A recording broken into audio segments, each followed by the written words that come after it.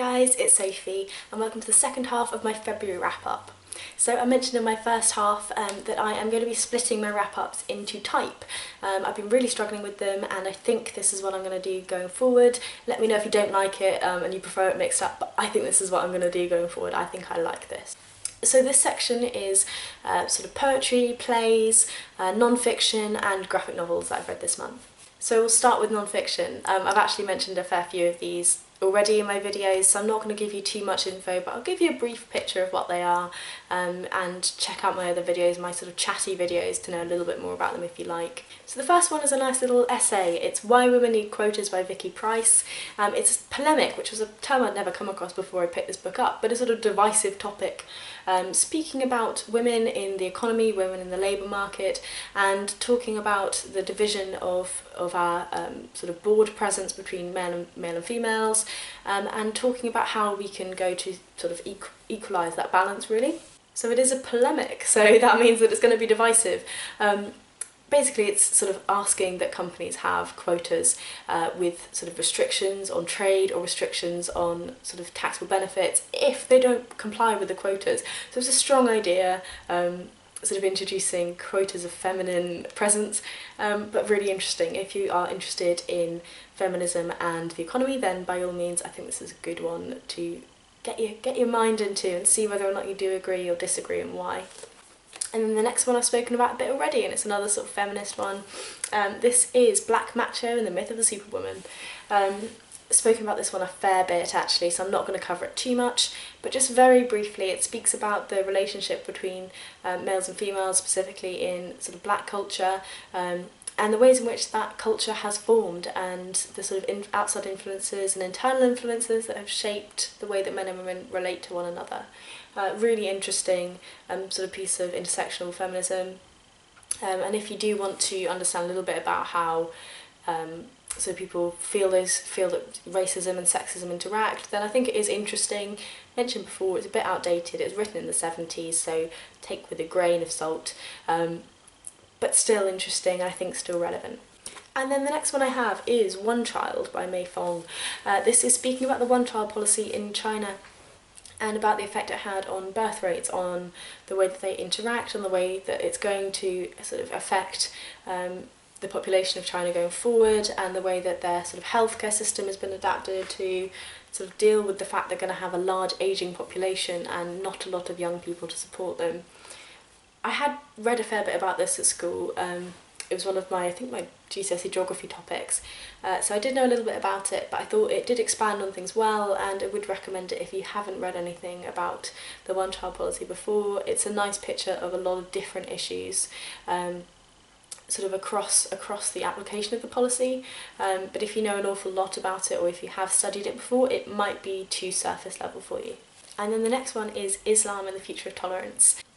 It's a conversation between an atheist and a Muslim about the impact that Islam is having on the modern world, and how we can sort of restrict the negative aspects of Islam and promote sort of peaceful sort of aspects to the religion.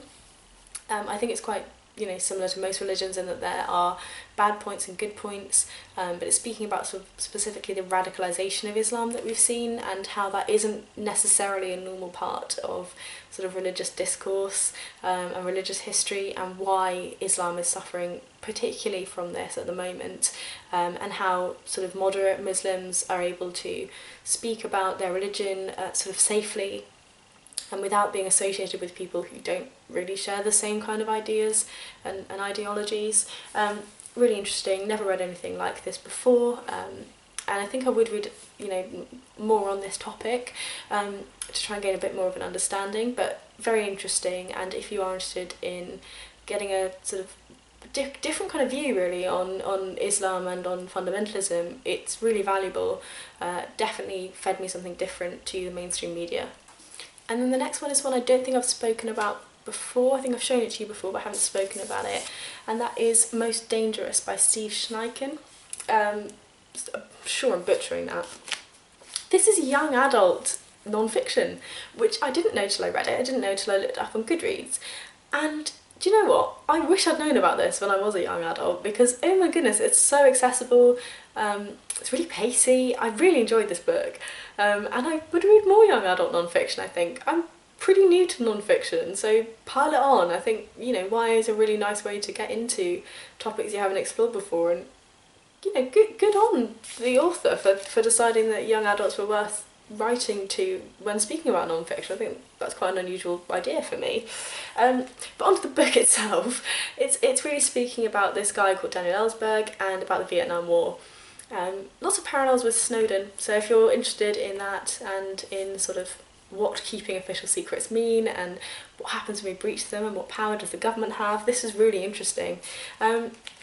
Really nice sort of picture of how the media picks up too. So you've got this guy, Daniel Ellsberg, who is working for the government, and he works with very sensitive war documents.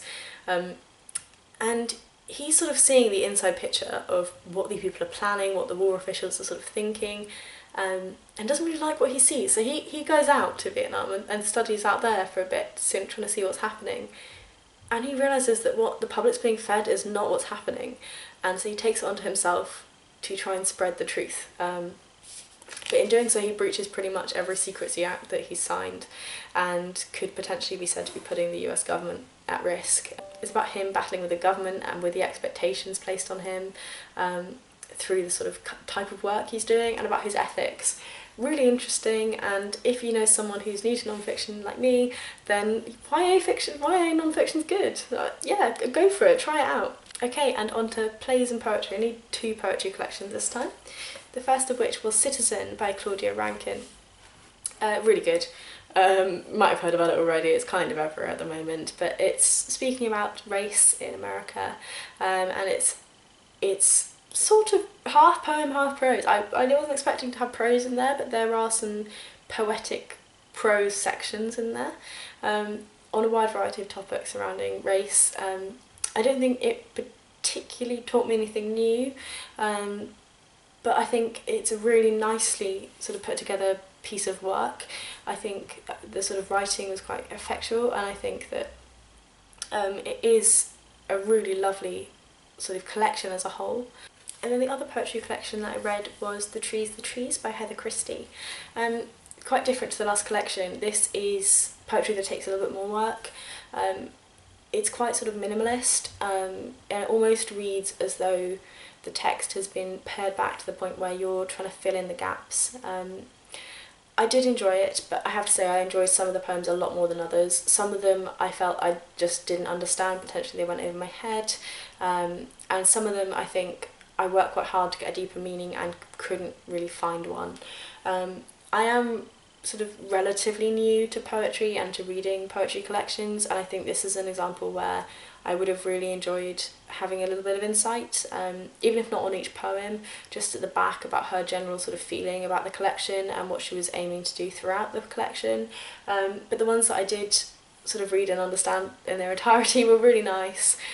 Probably not my favourite poetry collection. I'm going to have to keep experimenting with more sort of modern poetry, I think, because I understand it's quite different in general to the sort of traditional poetry that you learn in school, traditional poetry through most of the sort of 20th century. But yeah, interesting. I'm sure a lot of you guys who are more into poetry than me would find a little bit more from this, but enjoyable nevertheless. And then the play I read this month was The Vagina Monologues by Ensler. So this is very famous, obviously, and I know an awful lot of people have already read this. It is a sort of a monologue selection around femininity, specifically around the vagina. And I hate that word. I'm sorry, I'm one of those people who just hates that word. I would never call mine that. But whatever, it's the title, I'm going to deal with it. But it's speaking about sort of the feminine sex, about sexuality, about what it means to sort of have a vagina, and the way that people approach them, the way that we talk about them, the way that people describe them, and the way that people sort of have control over them. Really good. I did mean to watch the play on YouTube, but I just haven't had the chance yet. I've been super busy, so I don't want to comment too much on it at this stage, just because I feel as though potentially the visual element, the performance element, would have added a different dimension to it.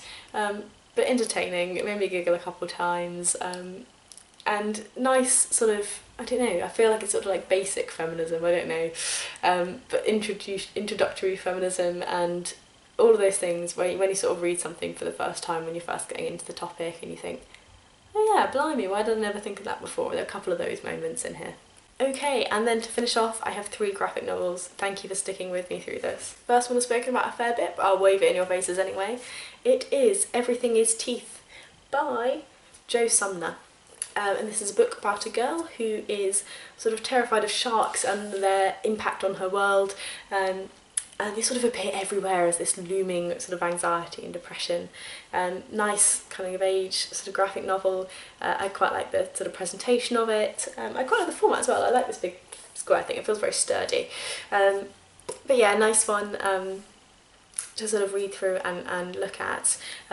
Was very quick and not too much going on beyond the surface really, but a nice graphic novel anyway. And then the next one is The Gigantic Beard That Was Evil by Stephen Collins. I love how big this is. I really enjoyed this one. It's about this place called here that's very tidy and very lovely and sort of perfect, and about how imperfections creep in as this man with one little hair on his lip starts to grow a beard and starts to sort of upset the order of things. Took this to a coffee shop in my bag. I looked like a bit of a loon trying to read this book like hello.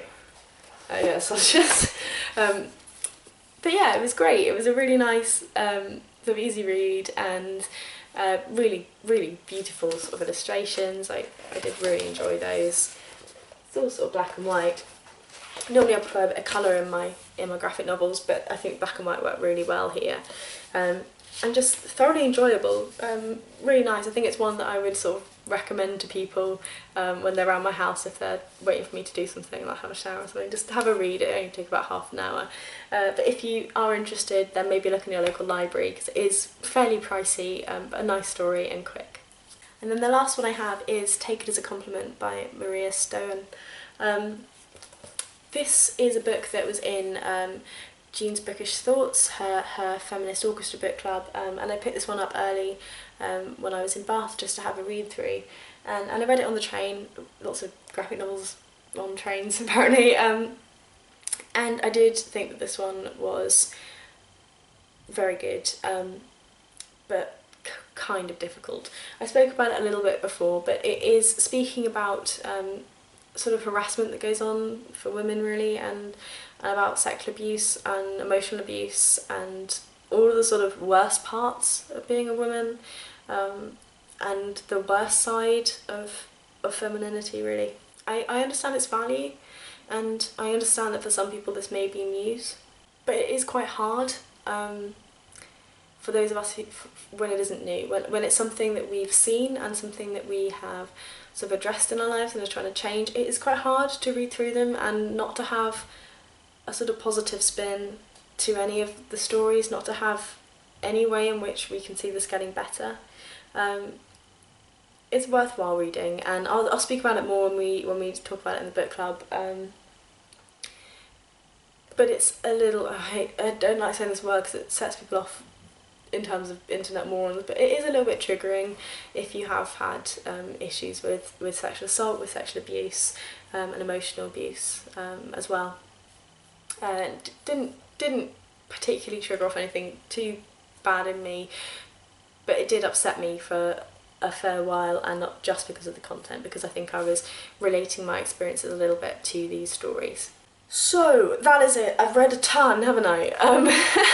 I've been really happy with what I've read this month. Really nice sort of mix of things, and hopefully you've enjoyed hearing me talk and ramble a little bit about what I've read so far. March is looking pretty good too, probably not as good as Feb, but still pretty nice. So tell me if there's anything you think I ought to read in the next month or next upcoming months, and I'll see if I can get my hands on them, because I'm pretty much just reading what I want at the moment, and if you have some recommendations I would love to hear them. Hope you're having a really lovely day, and I will see you soon in my next video. Bye bye.